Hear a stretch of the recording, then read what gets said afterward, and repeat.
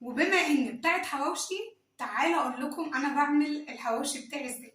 طبعا في تركات وخطوات استحالة حد يعرفها لك، وان انا دخت لف كتير ان حد يعرفني الوصفة بتاعت الحواوشي ايه الاساسية اللي بتبقى زي بتاعت المحلات. ما حدش عرفها لي خالص. وبما ان انا بتاعت حواوشي برضك مش هطلع السر بره، لان السر دوت انا تعبت فيه عقبال ما اعرف الخلطه يعني بتاعت الحواوشي وكده. هتقولي انت فاتحه محل حواوشي؟ اه، انا فاتحه محل حواوشي صغير كده على قدي، فقلت ان انا استرزق منه واكل منه عيش. لاني بصراحه انا ما بحبش قعده البيت، واي ست بيت زي حالاتي ما بتحبش قعده البيت.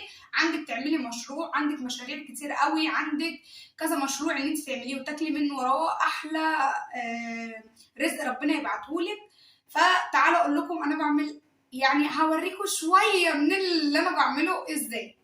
وهتجيبي كبتك يا قلب اختك، وطبعا بصلاتك، واهم حاجه في انك تبداي المشروع، اهم حاجه طبعا تستعيني بالله.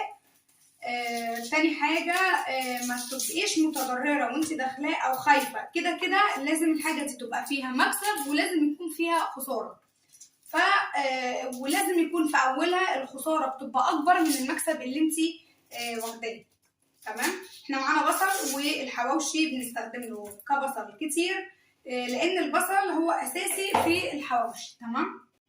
تاني حاجه، وهي لما تيجي تعملي الحواوشي لازم تعمليه في مكان يكون نظيف حواليكي، والادوات اللي انت بتستخدميها لازم تكون نظيفه جدا.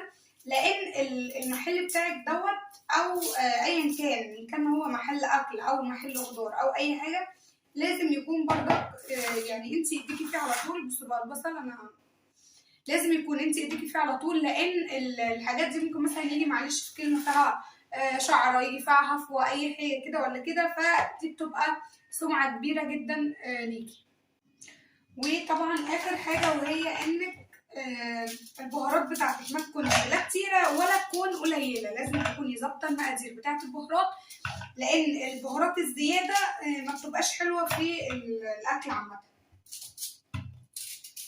انا كده قطعت البصل، هقطعهم عشان ما اطولش عليكم ونيجي مع بعض. وطبعا احنا بنستخدم الحاجه بتاعت المحل. تمام. لازم تكون الحاجه على انضف يعني لازم تكون الحاجه اللي انت هتجيبيها على انضف حاجه، ما تكونش مثلا الحاجه بايظه او كده، عشان خاطر طول ما الحاجه نظيفه وفريش كده، طول ما الحاجه بتفضل يعني ايه معاكي حلوه وطعمها كويس. من الحاجه مثلا اللي بتبقى نص نص دي بتحسوها ان هي مش قد كده في الاكل.